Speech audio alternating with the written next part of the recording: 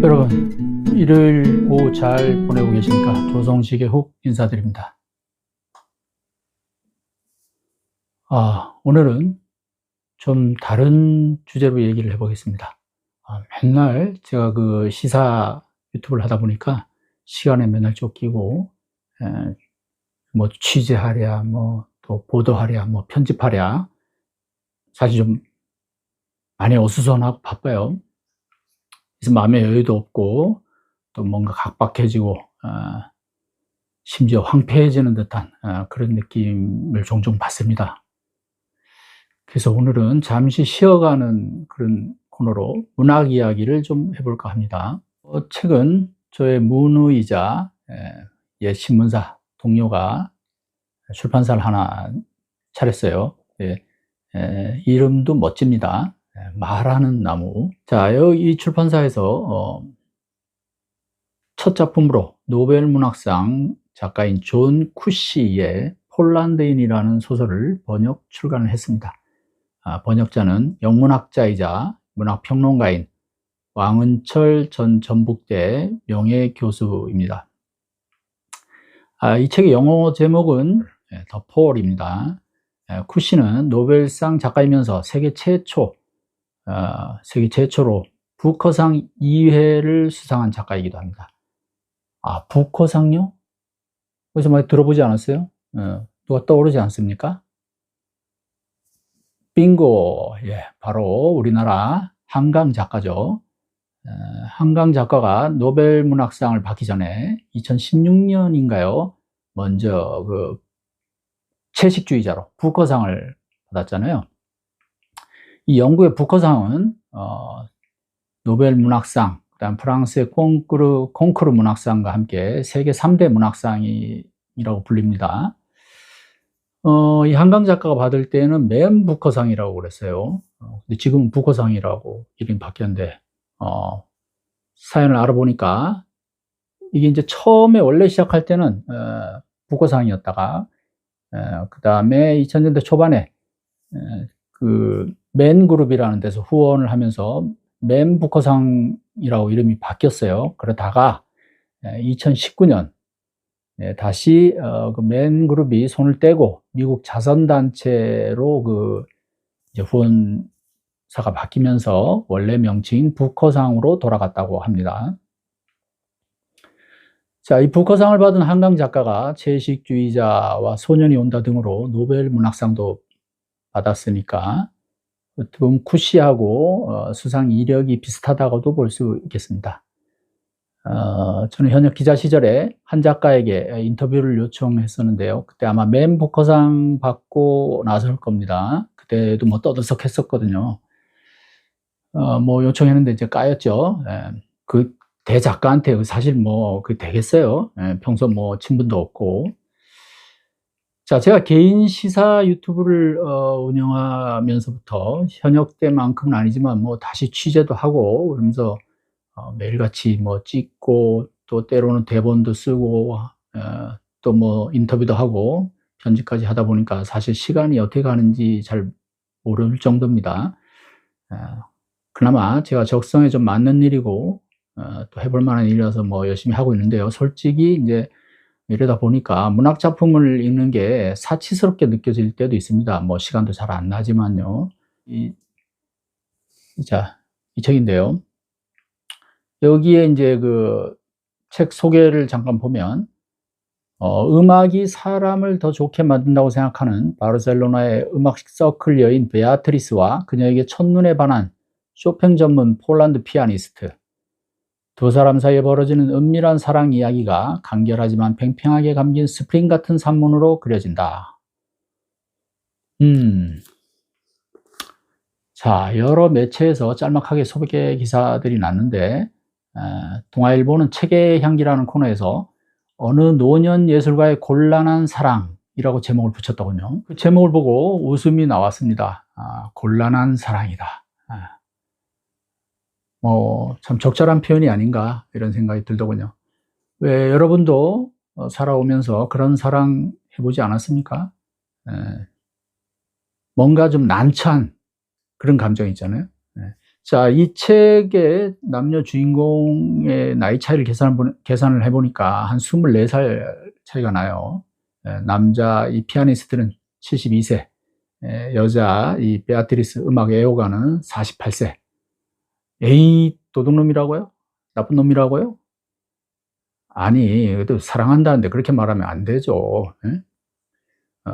그게 순수한 감정이고, 또 상대를 위하는 그런 마음의 사랑이고, 뭐 상대한테 뭐 해를 끼치는 건 아니까요. 어쨌든 그렇게 남녀 간의 그런 순수한 마음, 그런 표현이라면 뭐 아무리 그렇게 나이 차이가 난다 해도 좀 너그럽게 우리가 용서를 좀 해줘야죠. 자, 어쨌든 우리의 주인공인 이 피아니스트 비톨트, 자, 이 남자 주인공인 비톨트는 여자 주인공인 음악 애호가이자 음악 클럽의 임원인 베아트리스를 첫눈에 보고 반합니다. 하여간 예술가들이란 참 대단해요. 독일의 대문호 괴테도 뭐 80살에 10대 소녀와 연애했다는 그런 얘기가 있고, 또 알다시피 이 현대 미술의 거장 피카소는 뭐 평생 연애하거나 결혼한 여자가 뭐 셀 수가 없을 정도라고 그러잖아요. 그 왕성한 그 정열과 정력, 정말 뭐 대단했죠. 자, 어쨌든 자, 비톨트는 곧바로 베아트리스에게 돌진을 합니다. 인생 7부 능선에 올라서 어디서 그런 용기와 또 에너지가 솟구치는지 참 뭐 하여간 예술가적인 기질이라고 또 볼 수도 있겠는데, 자, 어쨌든 그 베아트리스가 사실 남편이 있는 여자거든요. 근데 뭐 자꾸 이제 막 얘기를 해요. 한번 좀 만나고 나서 어디서 만나자, 뭐 어디 놀러 가자, 뭐 이렇게 유혹을 하는데, 이 정숙하고 우아한 여주인공 베아트리스는 단호하고 약간 매몰차게 거절합니다. 아마도 단테의 신곡을 읽은 분들은 눈치채셨겠지만, 그 신곡 있잖아요. 그 두꺼운 거. 그 저승 여행 얘기죠.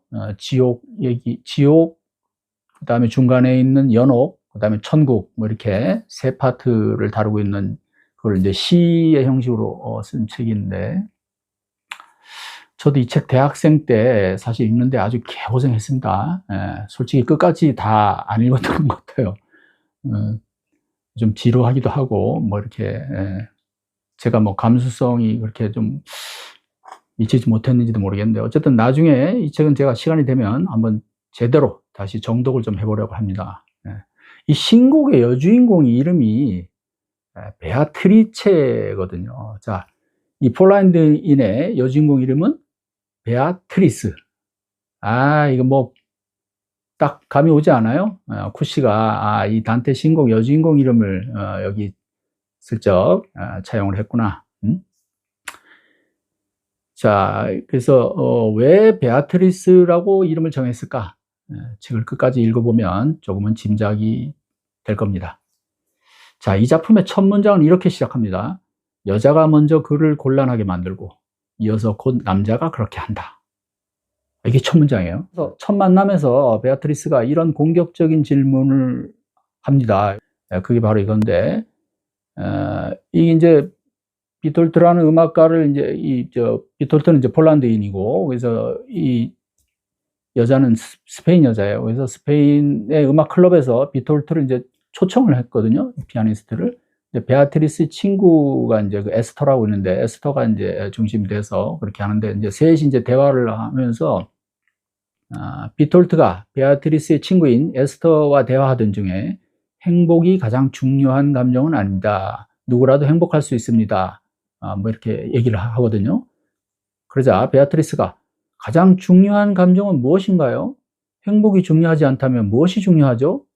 라고 쏘아붙여서 분위기를 약간 싸하게 만듭니다. 잠시 후에는 또 한 방 날려요. 비톨트, 당신 생각에는 쇼팽이 인기가 있는 이유가 뭔가요? 그가 왜 그렇게 중요한가요? 비톨트를 조금 당황하게 만듭니다. 이 비톨트가 쇼팽 또 연주의 대가거든요. 자, 비톨트가 이 베아트리스에게 한눈에 뿅 간 데는 젊었을 때는 이 미인 소리나 들었을 법한 이 베아트리스의 외모, 큰 키도 한 원인이겠지만 베아트리스의 이런 이지적인 면모가 크게 작용하지 않았나 싶어요. 제 생각입니다. 어쨌든 우리의 여주인공은 자꾸 다가오는 비톨트에게 거리를 두고 단호하게 거절 의사를 표시합니다. 그런데 웃기는 거는 그러면서도 자꾸 비톨트를 생각한다는 거죠. 이건 말도 안 돼. 우선 나이 차이도 모르고 그다음에 뭐 늙은이 어쩌고 뭐 이러면서 자꾸 얘기를 해요. 그러면서 그는 나하고는 다른 세계에 사는 사람이야. 그리고 나는 뭐 가정 있는 여자고 터무니없는 사람이지 뭐 이러면서 심지어 남편한테도 얘기를 해요.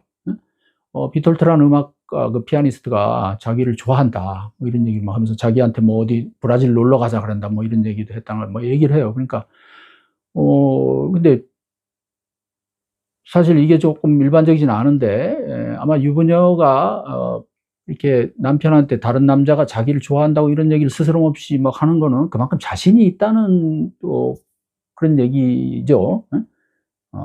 한편으로는 뭐 질투심을 유발하려고 하는 뭐 그런 심리도 있다고 할까요? 근데 베아트리스의 남편은 뭐 그렇게 뭐 크게 걱정하거나 그러진 않고 뭐 어떻게 할 건데? 뭐 이런 식으로 그냥 지극히 건조하게 물어봐요. 관심을 보이긴 하되 그렇게 막 진지하거나 또는 뭐 어떡하려고 그래? 뭐 이런 식으로 뭐 그런 게 아니고 뭐 한번 해보든가 뭐 약간 그런 식이에요. 그러니까 베아트리스가 남편이 그 어떻게 할 거냐고 하니까 no, 뭐 이게 말이 돼요? 그냥 그 남자 혼자 나 짝사랑하는 거야 이러면서 자기가 상당히 이제 우월적인 위치에 있는 것처럼 그렇게 얘기를 하죠. 그리고 자기는 전혀 생각이 없다. 자, 근데 말이죠. 이 우리가 문학 작품에서 많이 접하지만 이런 남녀 관계, 한쪽에서는 좋아하는데 한쪽에서는 완전히 뭔가 일방적으로 확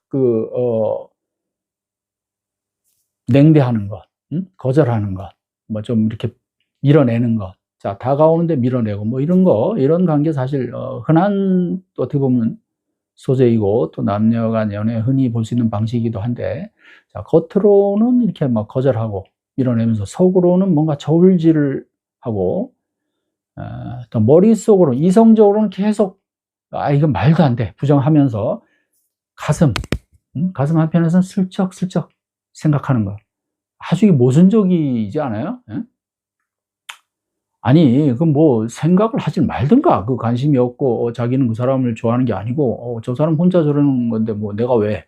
응? 근데 아니야 이러면서 그거 자체가 벌써 뭐 관심을 갖고 있는 거잖아요. 응? 그러면서 겉으로는 절대 인정하지 않죠. 아니야, 말도 안 돼. 응? 자, 뭐 이런 비슷한 류들의 작품 또 남녀 관계가 제가 잠깐 생각해 보니까 이런 거 어디서 봤더라? 근데 완전히 같지는 않지만 뭐 비슷한 설정, 남녀 간의 어떤 관계에서 일단 떠오르는 게 그 제인 오스틴의 오만과 편견 있잖아요. 거기에 여주인공이 그 엘리자베스, 아주 냉정하죠. 차갑고 이지적이고 합리적이고 현실적인 여성. 근데 그 남자 주인공이 이제 다시라고 아주 멋진 신사인데 이 다시가 아주 열정적으로 사실 엘리자베스한테 대시를 하는데 엘리자베스가 계속 밀어내죠. 관심도 없는 것처럼 차갑게. 그러면서 또 이 속마음을 보면 생각을 해요. 생각을 합니다. 그러면서 아닌 것처럼. 결국 나중에는 이제 맺어지죠. 그런 심리, 이중적인 심리인데 그 또 마가렛 미첼의 바람과 함께 사라지다를 생각하지 않을 수 없는데 그 유명한 스칼렛 오하라 있잖아요. 그 도도한 여성. 자, 거기에 남자는 이제 그 아주 돈 많은 신사, 멋진 신사 버틀러라는 사람이에요. 그 영화에서 왜 그 코수염 기른 그런 남자, 지금 제가 주인공 이름이 이름이 잘 기억이 안 나는데 나중에 한번 떠올려 볼게요. 자, 그 버틀러에 대해서, 버틀러가 이제 스칼렛한테 구애를 하죠. 뭐 하는데, 스칼렛이 뭐 계속 쌀쌀맞게 대하죠. 관심도 없는 것처럼. 그런데 사실 한편으로는, 있어요. 관심이 있고, 뭔가 이제 조금씩, 문이 열리는 건데, 애써 부인하죠. 그 도도한 자존심에, 그 오만과 편견에 엘리자베스도 비슷한데 아주 콧대가 높잖아요. 자존심이 세고. 그러다가 어쨌든 이 바람과 함께 사라지되 스칼렛도 나중에야 이제 버틀러한테 어떤 그 이제 사랑의 감정 비슷한 이런 걸 느끼게 되죠. 제 기억엔 그렇습니다. 하여간. 그런데 이제 그때는 이제 버틀러가 또 떠나가든가 뭐 하여간 그런 걸로 제가 기억이 나는데, 뭐 스칼렛은 워낙 뭐 씩씩한 여성이었으니까요. 또 뭐 거기에 개의치 않고, 그 마지막에 뭐 유명한 문장이 있잖아요. 내일은 또 내일 해가 떠오른다. 나는 그런 뭐 남자의 사랑 뭐, 내가 설사 좀 차였는지 모르지만 개의치 않겠다. 하여간 저는 대학생 때 이 작품을, 그 두껍잖아요. 근데도 사실 상당히 재미가 있었어요. 그리고 그 책에 보면 이제 그 스칼렛 오하라의 허리 사이즈가 17인치로 나오거든요.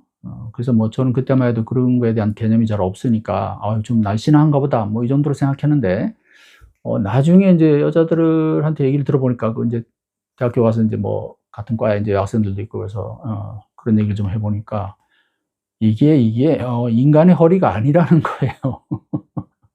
그래서, 뭐 제가 17인치 얘기했다가 막 그 여학생들한테, 완전 정신 나간 놈 취급도 당하고 그랬는데, 나중에 이게 이제 영화로도 유명하잖아요. 바람과 함께 사라지다가 보니까 그 주인공 주인공 역을 맡았던 비비안 리가 허리가 20인치라고 하더라고요, 실제로. 근데 그것도 뭐, 정상은 아니다. 이런 얘기들이 있었죠. 이게 지금, 잠깐만요. 얘기가 좀 딴 길로, 샜는데. 내 친구 하나만 더 얘기하면,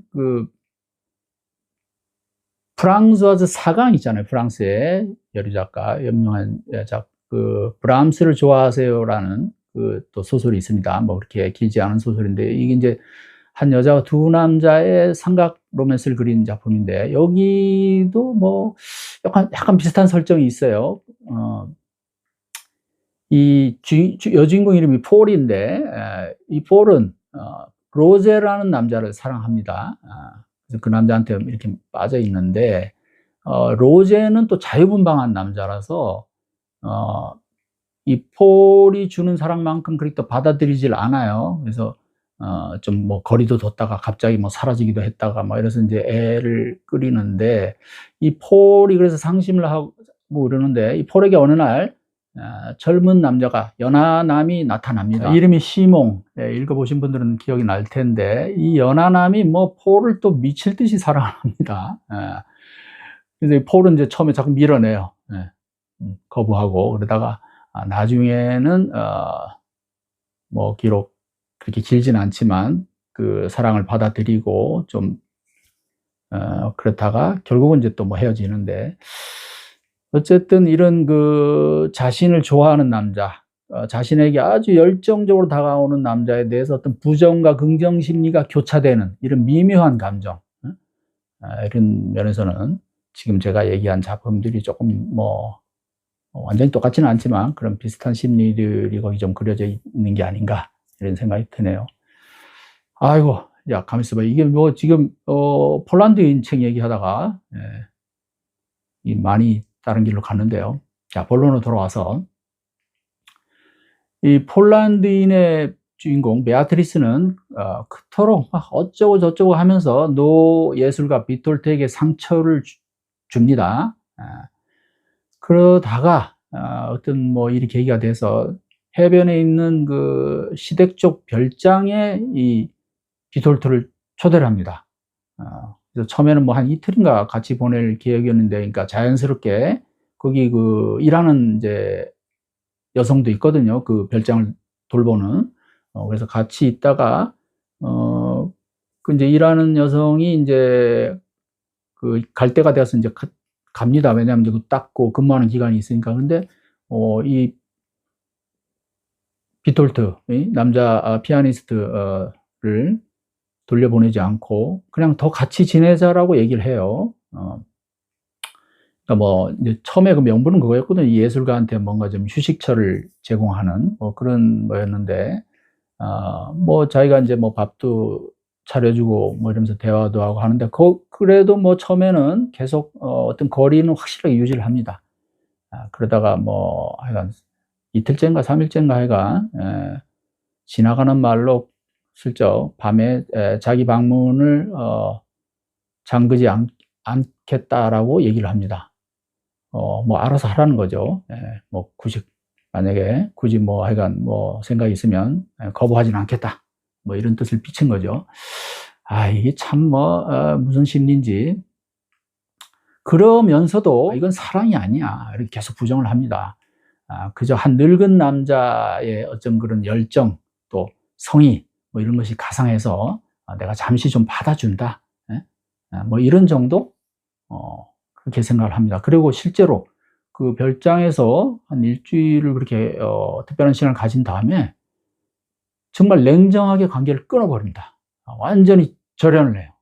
뭐 비톨트가 뭐 편지를 보내와도 완전 뭐 답장도 안 하고, 그렇게 세월이 좀 흘러요. 그러다가 이제 몇 년 지났죠. 한참 지나서 그 비톨트의 딸로부터 아버지가 죽었다는 연락을 받습니다. 그런데 유품 중에 당신한테 남긴 상자가 있으니까 찾아가라. 그 이제 비톨트의 딸이 그런 연락을 해옵니다. 그러니까 비톨트는 이제 죽기 전에 자기 이제 모국인 폴란드에 거주를 했고요. 그래서 베아트리스는 이제 스페인에 사니까 이제 힘들게 비톨트의 집으로 찾아갑니다. 그래서 그 자기한테 남겨줬다는 그 상자를 이제 찾아내서 보니까 그 안에 이제 서류가 이제 꽉 차 있는데, 그게 보니까 하나하나 보니까 이제 못 읽어요. 왜냐하면 폴란드어로 써 있어가지고. 근데 자신한테 계속 쓴 시들인 거예요.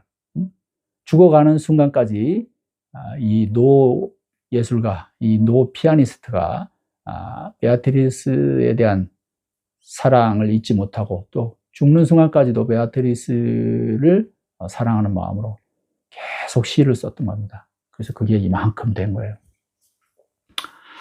자, 그래서 기분이 이제 좀 뭐 묘해지겠죠. 그래서 베아트리스가 이제 이 상자를 들고 기구를 해서 스페인어로 이제 번역을 맡깁니다. 좀 뭐 돈을 좀 주고. 그래서 이제 그걸 뭐 출간을 해요. 근데 이제 뭐 어디 파는 건 아니고 자기만 읽으려고 스페인어로 이제 번역을 해서 읽으면서 이제 또 이제 감동을 받는 거죠. 그러면서 내가 이제 그런 거 있잖아요. 왜 자기가 미처 생각하지 못했던 감정이 뒤늦게 살아나는 거. 응? 내가 비톨트를 어쩌면 사랑했는 건지도 모르겠다. 아니, 그럴 거면 좀 살아있을 때 좀 더 잘해주지 말이에요. 응? 참나. 뭐 물론 이제 유부녀니까 또 뭐 안 된다는 그런 현실적인 이유도 있죠. 뭐 그걸 또 이해도 됩니다. 자, 그런데 이제 반대로 이제 베아트리스가 죽은 비톨트한테 이제 편지를 쓰기 시작합니다. 책이 이제 이러면서 거의 이제 막바지에 이르는데, 두 번째 편지의 내용이 이 책의 거의 이제 마지막 장면이거든요. 두 번째 편지 마지막 문장이 이렇습니다. 나의 왕자님, 잘 시간이에요. 잘 자요. 좋은 꿈 꿔요. 추신, 다시 쓸게요. 이게 뭐 죽어서 다시 두 사람의 사랑이 불붙는 게 아닌가 싶을 정도인데, 자, 이게 마지막입니다. 여러분 어떻습니까? 한번 읽어보고 싶은가요? 저는 이 책에 대해서 어디 SNS에 이런 내용으로 짧게 글을 쓴 게 있는데 한번 들어보시죠.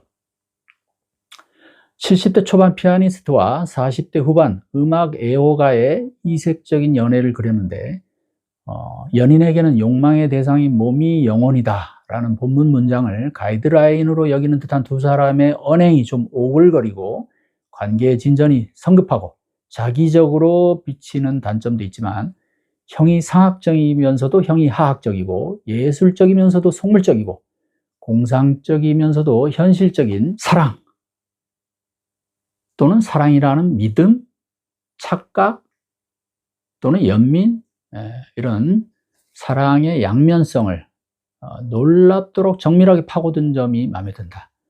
똑같이 노벨 문학상을 받은 아니 에르노의 단순한 열정을 떠올렸는데, 나이를 먹어서인지 좀 더 직설적인 에르노보다 쿠시의 방식에 더 끌린다. 그리고 가슴에 꽂힌 문장 하나를 소개했는데요. 이거 본문에 있는 그대로예요. 천국. 천국 이렇게 써놓고 뭐라고 해놨냐면, 똑같은 옷을 입고 돌아다니며 그들의 반쪽을 애타게 찾는 영혼들로 가득한 거대한 대기실. 이게 천국이라는 거예요. 이게 바로 가슴에 와닿지 않는 분들은 책을 사서 읽어보면 고개를 끄덕이게 될지 모른다. 이렇게 덧붙였습니다. 제가 쓴 글에 댓글 2개가 달렸는데, 정말 현실적이더군요. 책 읽은 지 오래돼서, 뭐, 이거 있잖아요. 뭐 이런 거. 그 다음에, 노안이 와서 책 읽기가 힘들어. 다들 나이가 참 들어가지고, 뭐 이해합니다. 뭐, 그래도 그런 댓글이라도 달아줘서 감사합니다. 자, 제가 오늘, 이렇게 갑자기 계획에도 없이 문학 얘기를 좀 했는데요. 뭐, 오후에 이렇게 갑자기 꽂혔어요. 그래서, 때 아닌 문학평론을 하게 되는데, 여기서 마치겠습니다. 앞으로도 가끔 이렇게 좀 외도를 할까 합니다. 뭐, 좀 고상하게 표현하면 마음의 산책길을 거닐다고나 할까요? 여러분의 동행을 기대하겠습니다. 감사합니다.